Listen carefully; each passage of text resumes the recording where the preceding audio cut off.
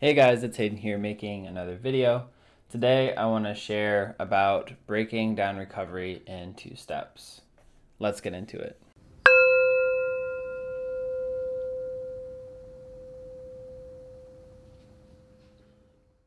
Hey guys, welcome to another video. If you guys are new to my channel, I talk about my mental health journey, my experiences, anything I feel like that might be interesting or relevant to anybody out there. So if you enjoyed this video, then consider watching my other videos, and if you like those, then consider subscribing. So I've had a lot of requests about psychosis recovery specifically. So I decided to make another video today about that, specifically about breaking down your recovery journey into steps. So I think what's important with understanding in recovery is that everybody's journey looks different.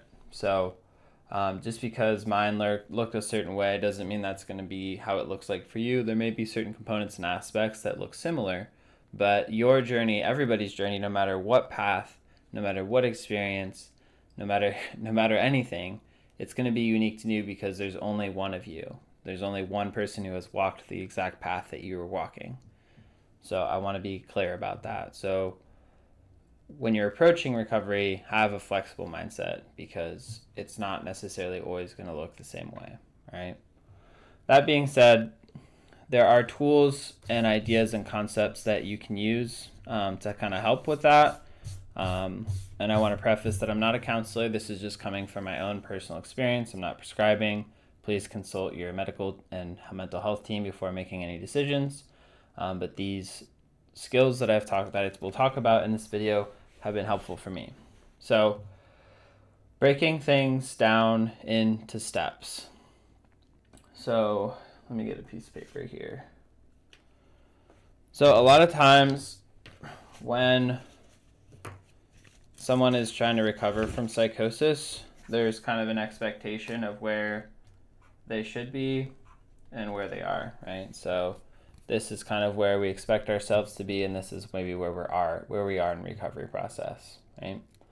So one of the first steps is being able to identify and accept, to the degree we're able to, where we actually are in that recovery process, right? So that's actually where we are, where's our expectations up here, right? So being able to accept that and know, like, okay, this is where I'm at. And then knowing what is within the window of tolerance to be able to like deal with in that zone, right?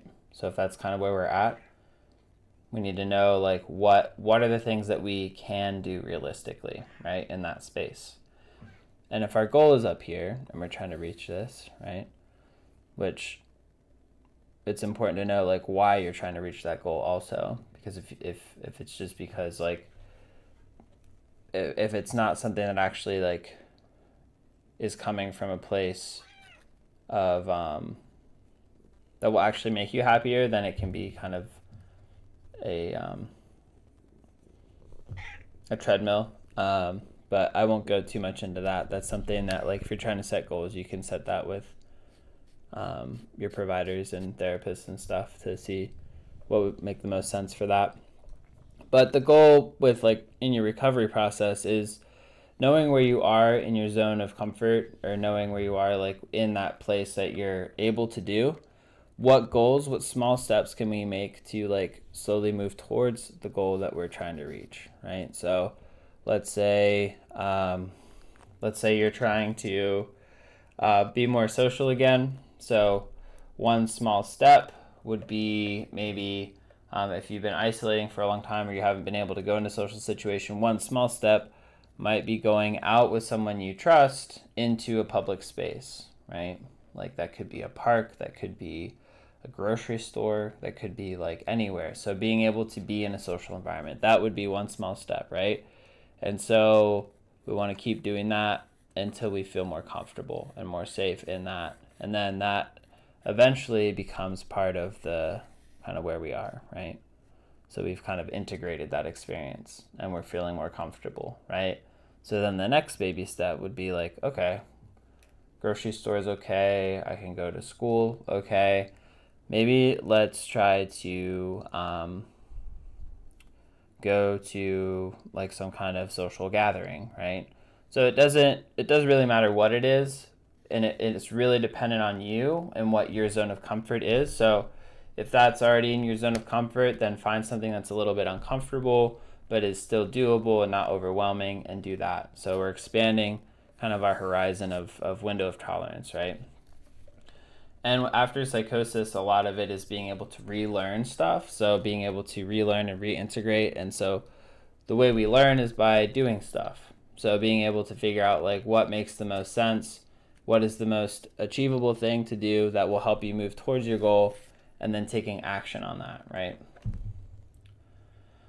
And during this process, there's a lot of emotions, there's a lot of different variables that will come into play, a lot of different challenges that will come up, right? And that's normal, and that's okay, and it doesn't mean you're broken, it doesn't mean there's something wrong with you. It's just how you have to learn, like, what tools do I need in order to reach those goals, right? So if one of the challenges is going into a space that you would really like to go into, but you feel too overwhelmed to go by yourself, then you try to find somebody to go with you who can help you, right? So that would be a creative solution to that. So being able to address issues that are coming up and find practical solutions to those problems, so then you can actually like continue to grow, right? And there's many different tools and skills and stuff that can be used. That's stuff that like you can talk with your providers, like mental health therapists, psychiatrists, and stuff like that for medication. Is something you choose to go down. It can be really helpful to make the symptoms not as intense, so then you can go into that environment with less of an overhead of burden above you, right?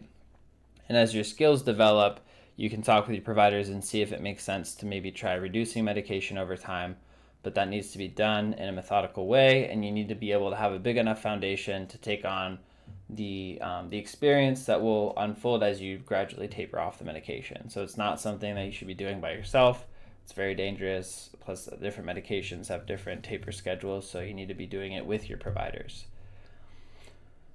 But basically, that's what recovery boils down to. Is essentially like, hey, like how would I like to develop and grow? What would I like to move towards?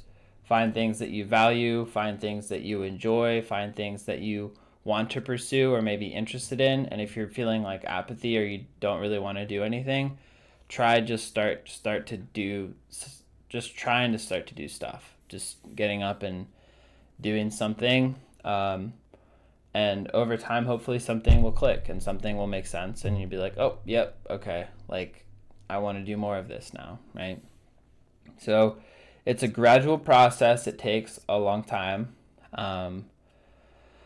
And it can be more challenging when we blame ourselves and when we feel like we've done something bad, or, you know, if we kind of feel ashamed of it. And like those are normal feelings to come up when we're kind of struggling and we're not like kind of meeting the cultural expectations that our cultural narrative puts out. But just know that like it's okay to be where you are, and it's okay to like struggle sometimes, and it's okay to need help. A lot of the stigma can be very damaging to somebody, and so just know that just because that you need help and that maybe you're not able to do the things that other people can do at the age that you're at doesn't mean that there's something wrong with you, right? It's a challenging process on its own, and so being able to give yourself as much gentleness and kindness in the process as possible is going to be helpful, because it's already hard, it's already challenging. So remember that just every day is a different day. Wake up, do what you can, do your best that day, and tomorrow's another day, right? So, yeah, I guess that's all I have to share with that. Just breaking down your recovery into smaller steps.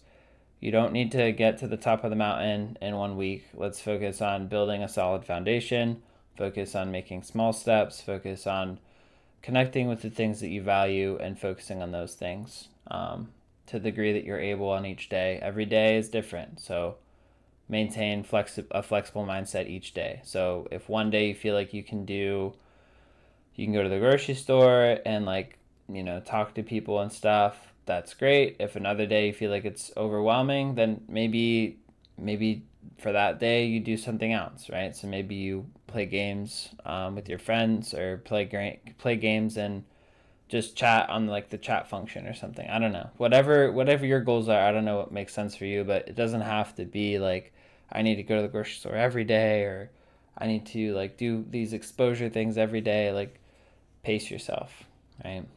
Marathoners and stuff, they don't run races every week. You know, they run a marathon and then they have time off. So take care of yourself, take time for yourself, be gentle with yourself, and take it one step at a time. All right, guys. See you in future videos. Hope this one was helpful. Bye.